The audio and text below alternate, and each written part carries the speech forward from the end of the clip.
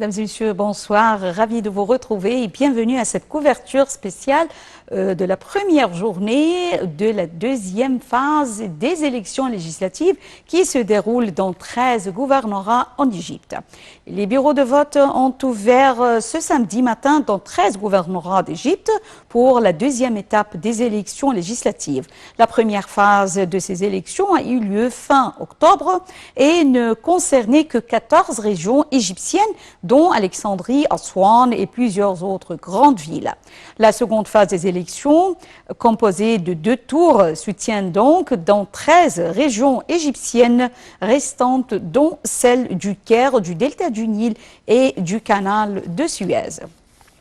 Et toujours en ce qui concerne ces élections législatives, la ministre de l'Immigration et des Égyptiens résidant à l'étranger, Nabila Makram, a tenu une réunion avec les membres de la cellule de crise chargée de suivre le vote des Égyptiens à l'étranger à la seconde phase des législatives 2020.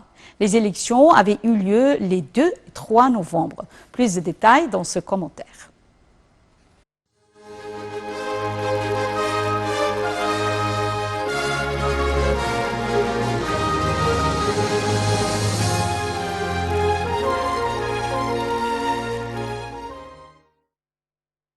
La ministre de l'Immigration et des Égyptiens de l'extérieur, Nabila Makram, a tenu une réunion avec les membres de la cellule de crise chargée de suivre le vote des Égyptiens de l'étranger à la seconde phase des législatives 2020. Nabila Makram a rappelé que la participation aux élections législatives est un droit constitutionnel dont jouit tout ressortissant égyptien. Nous avons remarqué que les Égyptiens de l'extérieur avaient veillé à prendre part à la première phase des législatives, malgré la pandémie de coronavirus dans la majorité des pays du monde, a-t-elle dit. Et la ministre d'ajouter que la cellule de crise a poursuivi son travail les 2 jours, prenant des images des Égyptiens vivant à l'étranger ayant pris part aux législatives. Elle a indiqué que cela démontre que les symboles et les présidents des communautés égyptiennes à l'étranger ont su inciter les Égyptiens de la diaspora à prendre part à cette phase axiale de l'histoire de la patrie, permettant ainsi à l'Égypte d'avancer sur la voie du développement et du progrès. Nabila Makram a expliqué que cette deuxième phase des élections comprend 13 gouvernorats, lesquels sont le Caire, Kaliobeya, Dakahleya, Menofeya, Garbeya, Kafr el-Sheikh, Sharqiya, Damiette, Port Saïd, Ismaïlia, Suez, Nord Sinaï et Sud Sinaï. Cette deuxième phase avait commencé par le fait d'imprimer les bulletins de vote et de les distribuer aux ambassades et aux consulats.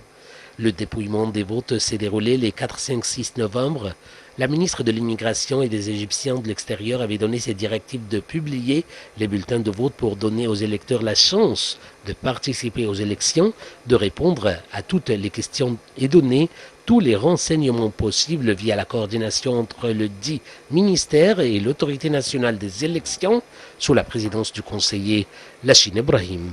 Nabila Makram a indiqué que l'État a donné la chance aux électeurs de prendre part à cet événement tout en respectant les gestes barrières à cause du coronavirus.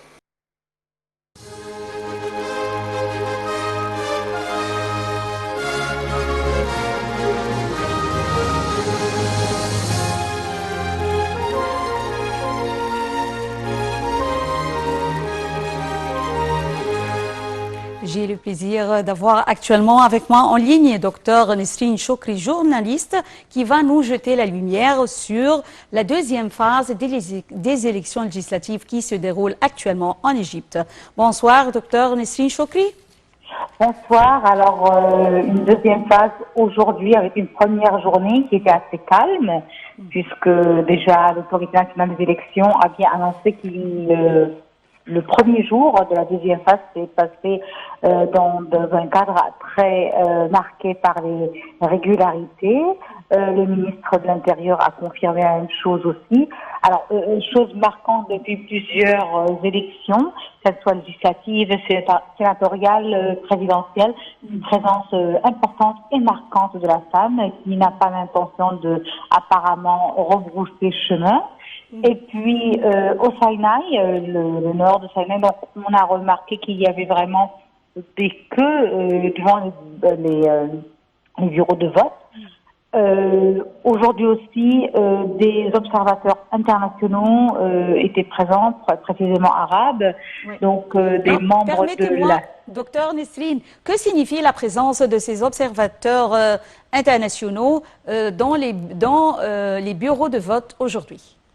Alors, en fait, la présence de observateurs internationaux dans les bureaux de vote veut bien dire que le processus électoral se déroule d'après les règles, en transparence, sans je dire peur ni crainte, ou sans avoir besoin de casser quoi que ce soit, parce que ce sont des observateurs non égyptiens, et tout ce qu'ils vont voir, remarquer, ils vont le rédiger dans des rapports qui seront ensuite, je dirais, remis à des instances internationales, comme par exemple l'Union africaine, comme la Ligue arabe, comme parfois les Nations unies.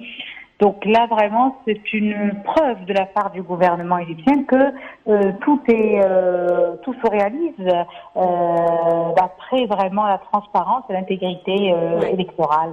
Et c'est vraiment le cas depuis de longues années, puisque vraiment chaque électeur peut voter facilement. C'est pas comme au passé, on n'a pas besoin d'avoir un livret de vote, on vote avec sa carte d'identité, et puis on peut se rendre facilement dans les bureaux de vote. Et en plus, on peut trouver toutes des informations pour retrouver son bureau de vote sur Internet. C'est vraiment très facile, accessible pour tout le monde. Si l'électeur a besoin même d'une ambulance pour le transporter, en plus des informations, mais en plus d'une ambulance pour le transporter jusqu'au bureau de vote, cela est réalisable. Donc vraiment, il y a même un discours qui n'existait pas avant, mais qui existe surtout maintenant, que l'on remarque avec tous les responsables, les figures clés du pays, où on demande aux gens d'aller voter. On encourage surtout les jeunes d'aller voter, et il y a toujours ce mot qui reprend, qui est toujours dans le discours quotidien, c'est tracez vous-même l'avenir de votre pays. Oui. Docteur Nesrine, selon vous, quelle est l'importance de ces élections législatives et quel sera son rôle prochainement? Alors, bien sûr, des élections législatives, c'est pas seulement celle-ci, mais toujours les élections législatives sont très importantes parce que ce sont les membres du Parlement qui sont choisis. J'espère seulement que les Égyptiens, après toutes les épreuves et les circonstances par lesquelles nous sommes passés depuis 2010 jusqu'à 2020, donc on parle d'une décennie à peu près, auraient un petit peu formaté leur esprit et auraient commencé à voir le membre du Parlement d'une manière différente. Parce que dans l'esprit de beaucoup de gens, surtout dans les provinces, surtout en Haute-Égypte peut-être, je ne veux pas généraliser et dire que c'est dans une région en particulier, mais c'est lié à certaines mentalités que le membre du Parlement ou le député au Parlement est là pour réaliser des services aux habitants de la circuit, aux citoyens. Or, réellement, un membre de Parlement est là, bien sûr, pour faire ça, mais c'est pas l'objectif premier. L'objectif premier, c'est vraiment de voter des lois, de mettre en place des politiques qui peuvent vraiment, dans l'avenir, améliorer la situation du pays. Et je crois que le citoyen égyptien a besoin aussi de changer cette image du député pour permettre au Parlement d'avancer dans certains projets de loi et par conséquent améliorer même les circonstances et les conditions de vie, pas seulement au présent mais aussi dans l'avenir. Oui, Madame Nesrine, docteur Nesrine, plutôt, comment avez-vous vu les mesures préventives prises contre la propagation de la pandémie du coronavirus dans les bureaux de vote? Alors, côté gouvernement, il y a bien sûr des mesures, puisque vraiment, on essaye de garder au maximum un espace entre les citoyens qui se rendent au bureau de vote. Le port du masque est obligatoire, bien sûr. On essaye tout le temps de rappeler aux gens de ne pas vraiment se saluer, se rapprocher l'un de l'autre. Il y a quand même le discours qui est tout le temps là. Aujourd'hui aussi, la ministre de la Santé a veillé à faire les mêmes déclarations. Plusieurs aussi ministres ont veillé à faire les mêmes déclarations. Il y a tout le temps un discours qui rappelle aux gens de faire attention, d'être vigilant, de respecter les gestes barrières. Bon, parfois, bien sûr, les jeunes, vous savez, ils sont moins vigilants, bien sûr, mais il y a tout le temps le discours qui est là, qui est repris, et vraiment le port du masque est obligatoire. Comment avez-vous vu aujourd'hui la situation dans les bureaux de vote, ou plutôt ceux qui ont voté? Est-ce que l'âge, ce sont des vieillards, ce sont des jeunes, ce sont des femmes? Quelle est la majorité des participants aujourd'hui? Alors, je ne veux pas vraiment généraliser parce que ça dépend des régions. Par exemple, dans certains quartiers, j'ai remarqué qu'il y avait vraiment des tranches d'âge variées. Je ne pouvais pas dire qu'il y avait une tranche d'âge qui contrôle la situation plus que les autres. Mais quand même, cette fois-ci, il y avait une présence masculine plus forte due au fait qu'aujourd'hui, nous sommes un samedi et que beaucoup d'hommes n'étaient pas obligés d'aller au travail. Ce n'était pas le cas des dernières élections comme les sénatoriales. Donc là, il y avait beaucoup de personnes qui avaient été en congé et pouvaient se déplacer pour aller au bureau de vote. En général aussi, dans l'esprit égyptien, les législatives sont beaucoup plus intéressantes et importantes que les sénatoriales, et par conséquent, il y aura une plus grande mobilisation de la part des citoyens. Mais n'empêche qu'il y a un élément très important, les femmes. Les femmes sont là, peu importe leur tranche d'âge, elles sont là, elles s'imposent, et je crois qu'elles affichent cette présence-là dans les bureaux de vote, que ce soit dans les provinces éloignées ou même dans la capitale. Puisque nous sommes en train de parler de la femme, alors que pensez-vous de la représentation de la femme au sein du Parlement avec 25%? Un chiffre qui est, je dirais, intéressant, important, qui va permettre aux femmes d'être présentes, de défendre leurs droits en tant que femmes aussi. Mais en fait, je crois que ça devrait juste être un début, parce que on ne peut pas continuer toujours dans les prochaines années à garder l'affaire du quota. Pour moi, une vraie société qui favorise la femme serait une société où les gens, sans que l'État défende les droits de la femme, seraient prêts à choisir eux-mêmes des femmes pour leur vision, pour leur capacité à réaliser quelque chose de différent, et qui pourrait peut-être, je ne sais pas, je rêve là, mais peut-être un jour donner une femme comme Angela Merkel, qui pourrait vraiment être la femme forte qui change la face de l'Égypte. Oui. Madame Nesrine, comment voyez-vous les préparatifs des forces armées en ce qui concerne la sécurité du processus électoral à l'intérieur du pays? Alors, déjà, ça a commencé beaucoup avant. C'est les forces armées en coopération avec la police, bien sûr. Aujourd'hui, le ministre de l'Intérieur a veillé à se déplacer aussi entre plusieurs bureaux de vote pour garantir cette sécurisation. Il y a aussi un travail qui est fait entre la police, les forces armées et le ministère de la Santé pour garder aussi des ambulances près des bureaux de vote. Donc, c'est vraiment un travail qui prouve vraiment que le gouvernement est entièrement capable de coopérer pour prévenir toute, je dirais, atteinte ou tout obstacle qui pourrait empêcher les citoyens de se rendre au bureau de vote, ou qui pourrait vraiment poser problème.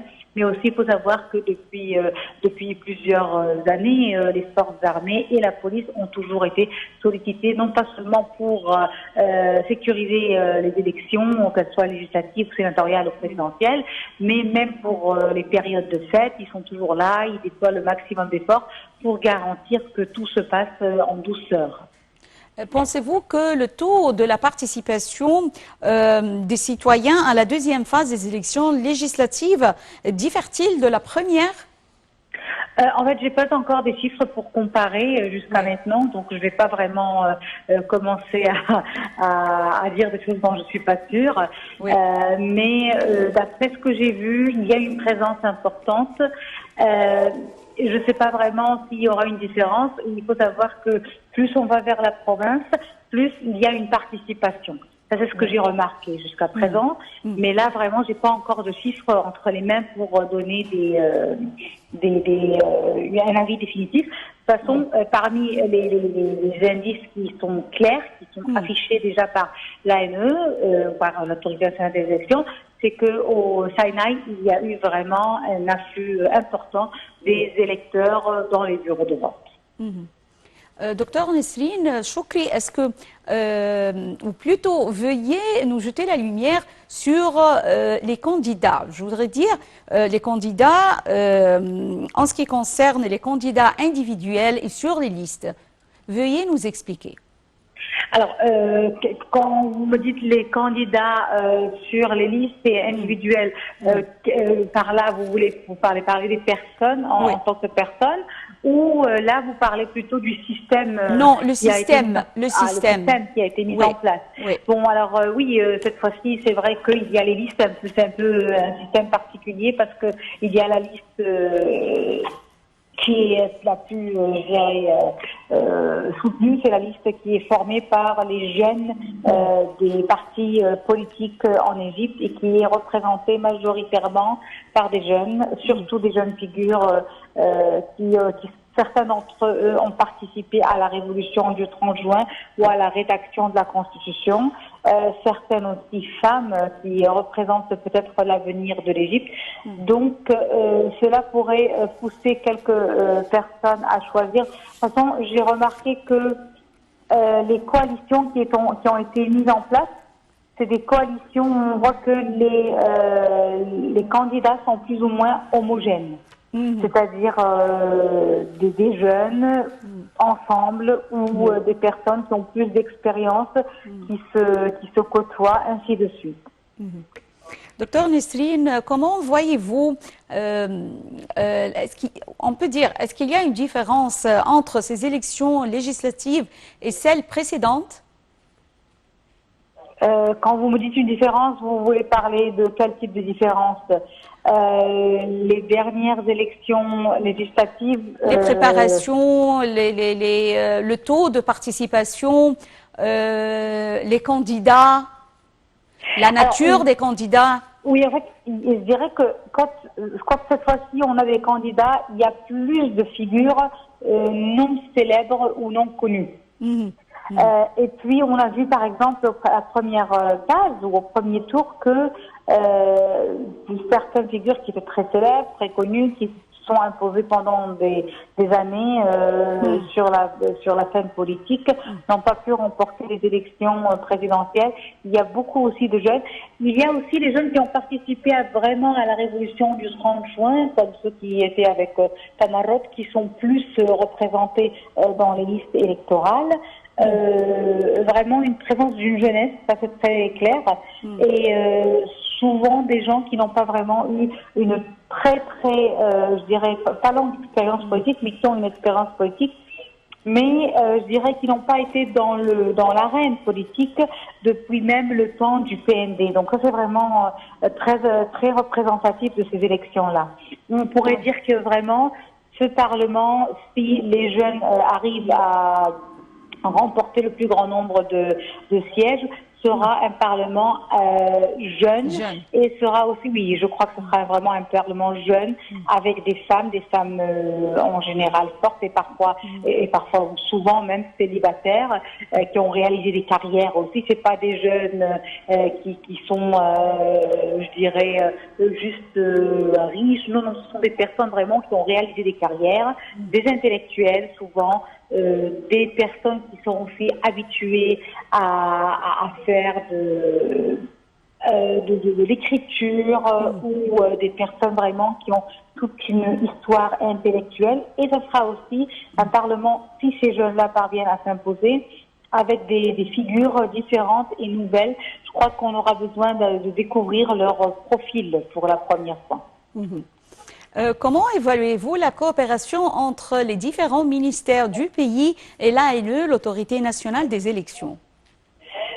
En fait, même avant les élections, c'est clair que dans tous les grands événements dans le pays, que ce soit une conférence, je dirais des élections ou même sécurisation des événements, il y a, oui, vraiment une grande harmonie. une grande harmonie, et une harmonie qui a fait en sorte que dans le passé, peut-être il y a une ou deux décennies, on voyait plutôt une sorte de concurrence avec un ministère qui veut être comme le ministère qui s'impose pour chapeauter la situation. Et là, on voit plus ça. On voit vraiment une harmonie où tout le monde essaye de parler de ce que vraiment le dossier qui le concerne, mais aussi une véritable coopération étroite, puisque déjà aujourd'hui, tous les ministres, qu'ils soient responsables de la santé ou pas, qu'ils soient responsables de la jeunesse ou pas, étaient là pour faire les mêmes déclarations en appelant les citoyens à respecter les gestes barrières. Oui. Docteur Nisrine, veuillez nous jeter la lumière sur le rôle juridique dans ces élections législatives. Alors, quand on parle des juges, n'est-ce pas ce que vous voulez dire par là, n'est-ce pas? Oui. Oui, alors, les juges, vraiment, d'élite, c'est une lourde responsabilité, vraiment. Et souvent, très peu de personnes se donnent la peine de savoir que ces juges-là doivent quitter parfois leur maison une semaine à l'avance, parce que c'est pas seulement le travail qui est fait pendant les 2 jours d'élection, il y a tout un travail de préparation qui est fait avant pour recevoir les bulletins, pour se déplacer, pour préparer aussi les bureaux de vote, pour garantir que tout se déroule très bien dans les bureaux de vote. De longues journées où il faut être vraiment impartial. Et vraiment, il y a une cellule de crise au sein du club des juges qui vraiment suit la situation pour garantir l'intégrité et la transparence des juges, même avant les citoyens, et qui est très strict vis-à-vis des juges d'Égypte. Donc, vous voyez, c'est vraiment un travail qui est fait avec beaucoup je dirais, sacrifice de la part de plusieurs catégories sociales. Mais ce que j'aimerais ajouter là, quand on parle des juges, c'est que durant les dernières sénatoriales, et même cette fois-ci pour les élections législatives, que ce soit la première phase ou la deuxième phase, on a remarqué une forte présence féminine, que ce soit parmi les juges, les policières ou les électrices. Et ça fait vraiment, ça trace vraiment un tableau très intéressant, parce qu'on s'y attend pas parfois de voir sur une même image une juge avec une policière et des électrices tout autour. Oui. Docteur Nisrine, comment évaluez-vous les préparatifs achevés afin de faciliter aux personnes ayant des besoins spéciaux le déplacement à l'intérieur des bureaux de vote? Des préparatifs vraiment faits avec beaucoup de sérieux, puisque vraiment le ministère de la Santé a veillé vraiment à confirmer qu'il sera là pour le déplacement de toutes personnes incapables de se déplacer vers les bureaux de vote toutes seules ou infirmes pour une raison ou une autre. Une présence même d'ambulances partout autour des bureaux de vote pour garantir que s'il y a un incident qui survient à l'improviste, vraiment le ministère de la Santé soit là pour le sécuriser. Et aussi une conscience de la part des citoyens. Parce que peut-être dans le temps, on ne voyait pas des citoyens qui souffraient de problèmes de déplacement et qui étaient prêts à aller jusqu'à faire un contact vis-à-vis des autorités pour se déplacer, aller voter. Aussi, l'ANE avait permis à certaines personnes de changer, mais ça c'était avant les élections bien sûr, pendant les préparatifs, de changer les bureaux de vote en fonction de leur logement, surtout pour faciliter leur déplacement, surtout si ce sont des personnes qui peuvent se déplacer seules, mais qui ne veulent pas faire de longs trajets parce qu'ils ne sont pas jeunes, par exemple, ou parce qu'ils sont... il y a un bureau de vote juste en face d'eux. Donc vraiment des facilités qui sont intéressantes et qui encouragent toute personne à aller se déplacer vers les bureaux de vote pour se prononcer.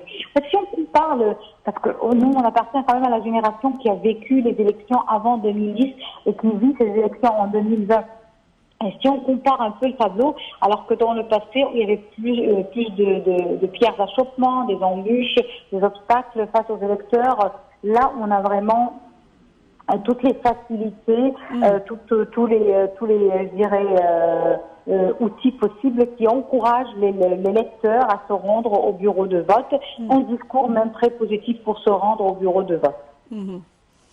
Comment voyez-vous la représentation des personnes ayant des besoins spéciaux au sein du Parlement? Je crois que là, on a besoin encore d'aller plus loin. Vraiment, les personnes qui ont des besoins spéciaux en Égypte, pendant des années, ont été marginalisées. Il y a vraiment une conscience et une volonté dur comme fer de la part de l'État de leur donner plus de droits, plus de chances, plus d'opportunités. Mais je crois qu'elle n'est pas assez encore suffisante et je crois que l'État seul ne peut pas vraiment faire tout le travail. Je crois que les intellectuels égyptiens, les médias, les écrivains, les journalistes sont là vraiment pour, je dirais, donner plus d'intérêt à ce dossier-là, donner plus de, je dirais, d'éclat à ce dossier-là, parce que en général, même quand ils sont représentés au Parlement, on ne met pas la lumière sur leurs discours, sur leurs demandes, sur leurs besoins, sur leurs rêves, sur leurs aspirations. C'est pas seulement un taux ou un chiffre, ça dépasse l'histoire de taux et de chiffres. Le chiffre, je vois qu'il a besoin encore d'être agrandi, mais encore en plus de cela, je pense que c'est pas seulement une question de chiffres, c'est une question de la façon de les représenter, de les montrer dans les médias et qui doit être, je dirais, avec différent. des articles qui les intéressent plutôt.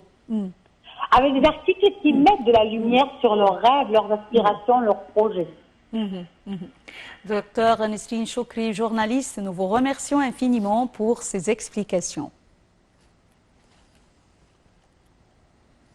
Et comme nous étions en train de le dire, avec les bureaux de vote ont ouvert ce matin dans 13 gouvernorats d'Égypte pour la deuxième phase des élections législatives.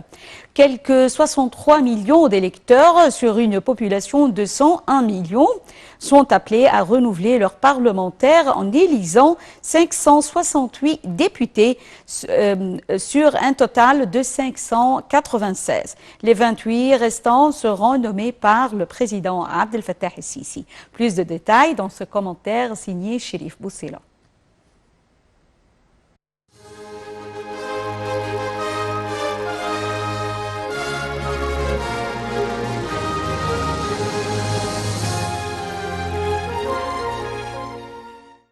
Le président de l'autorité nationale des élections, le conseiller Lachine Ibrahim, a annoncé lors d'une conférence de presse la victoire de la liste nationale pour l'Égypte, qui a remporté la majorité absolue des voix valides des circonscriptions de Haute-Égypte et de l'ouest du Delta. Le conseiller Lachine Ibrahim a souligné que le taux de participation à cette phase avait atteint 28,06% du total des électeurs, soit 9 millions d'électeurs d'un total de 31 millions, dont les 14 gouvernorats de la première phase des élections. Il a souligné que les élections ont connu une compétitivité remarquable entre les candidats et qu'elles se sont déroulées d'après les plus hautes normes mondiales de transparence et d'intégrité. Le président de l'ANE a également souligné que le vote s'est déroulé alors que la crise du coronavirus n'est pas encore révolue, mais que le peuple égyptien a pu surmonter ces conditions et est sorti pour voter dans des élections libres et intègres, respectant les différentes mesures préventives édictées par l'État, a-t-il affirmé. Il a révélé que les élections, dans leur première phase, ont connu une coopération entre les différentes institutions de l'État, notamment de la part des forces armées qui ont transporté 1200 juges et 70 tonnes de bulletins de vote. Les élections des Égyptiens de l'extérieur se sont déroulées sous une totale supervision judiciaire et en présence des représentants des candidats, a-t-il fait savoir, soulignant que les médias internationaux et locaux ont suivi cet événement important et que les irrégularités enregistrées n'étaient pas grandes. Et le conseiller Lachine Ibrahim dénotait que les élections se sont tenues sous une totale supervision judiciaire et ont été sécurisées par la police avec le suivi et observation de 56 organisations locales, 14 organisations internationales et 3 conseils de droits de l'homme.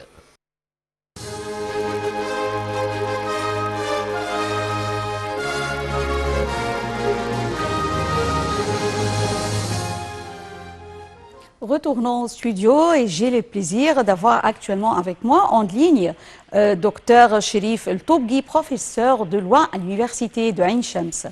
Bonsoir, Dr Cherif El Toubgui. Bonsoir. Alors, les responsables... Excusez-moi, c'est Cherif El Attafi. El Attafi. Je m'excuse, Dr Cherif El Attafi. Alors, nous étions en train de parler des élections législatives qui se déroulent actuellement en Égypte. Alors, les responsables des campagnes législatives avaient multiplié les appels aux Égyptiens, ici et ailleurs, pour descendre aux urnes et faire leur choix. Alors, comment les Égyptiens ont réagi à ces campagnes incitant les citoyens à aller voter? Je pense qu'aujourd'hui, le premier jour, la réponse de la part des citoyens égyptiens, c'était assez positive.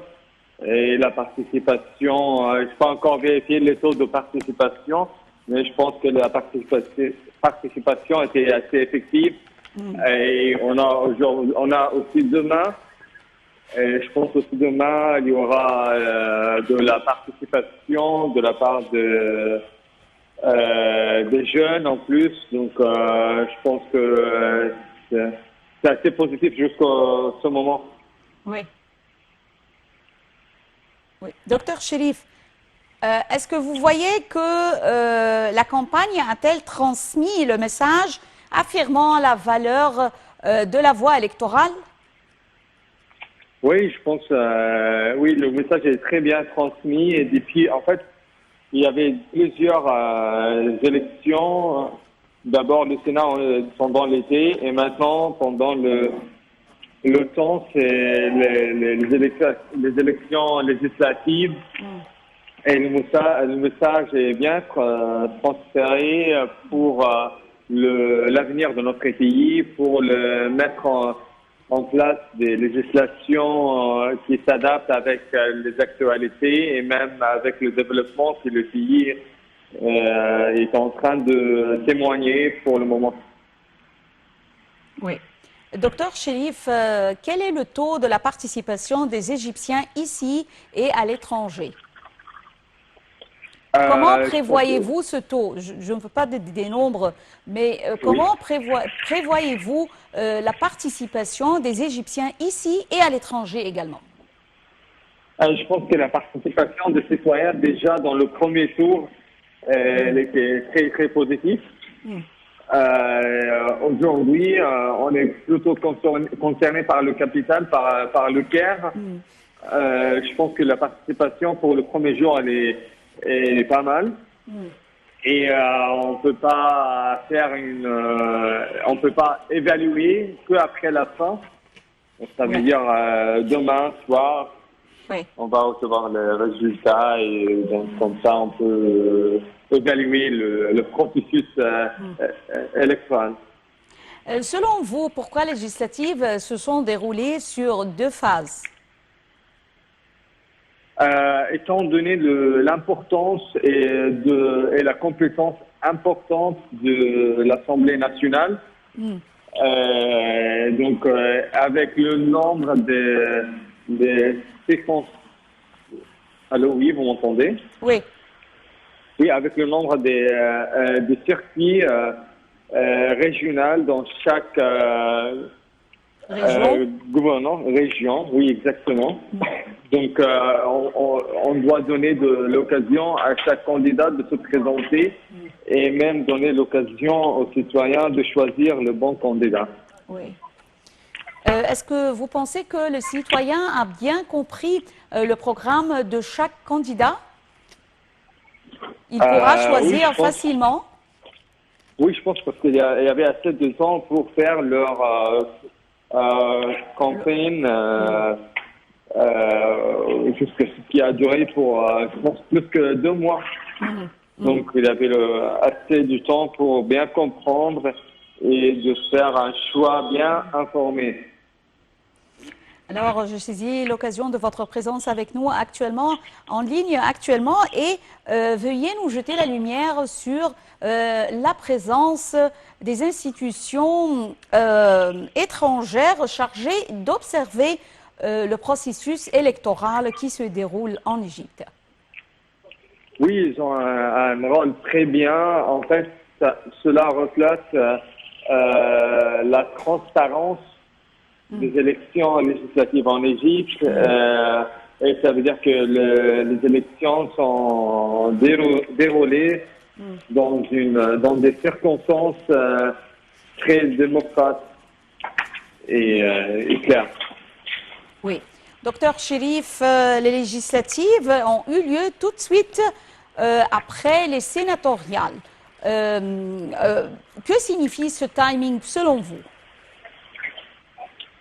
Ça veut dire, d'après moi, ça veut dire que c'est une sorte de cohabitation entre les deux chambres législatives assez importantes, et donc qui permet d'avoir des représentants des citoyens qui se comprennent bien, qui aident ou qui contribuent à avoir une législation ou une politique législative assez cohérente. Docteur Chérif, veuillez nous expliquer le système des candidats, 50% pour les listes et 50% pour les individus. Oui, ça veut dire qu'il y aura 50% de membres qui seront choisis par les citoyens par le système de la liste. Ça veut dire que la liste qui va avoir la majorité va gagner, peu importe. Il ne faut pas que chaque candidat dans cette liste va avoir la majorité. Et pour l'autre 50%, ça veut dire que chaque candidat doit avoir la majorité, lui-même ou elle-même. 140 commissions au siège des missions diplomatiques dans 124 pays ont reçu jusqu'hier à 21 h des enveloppes. Alors, la ministre de l'Immigration des Égyptiens à l'étranger, Nabila Makram, avait déclaré que les Égyptiens vivant à l'étranger avaient veillé à prendre part aux législatives malgré la pandémie du coronavirus dans la majorité des pays du monde. Comment voyez-vous cette participation faite de la part des Égyptiens à l'étranger? C'est une participation assez effective et positive et qui donne l'opportunité aux Égyptiens expatriés de choisir leurs représentants en Égypte.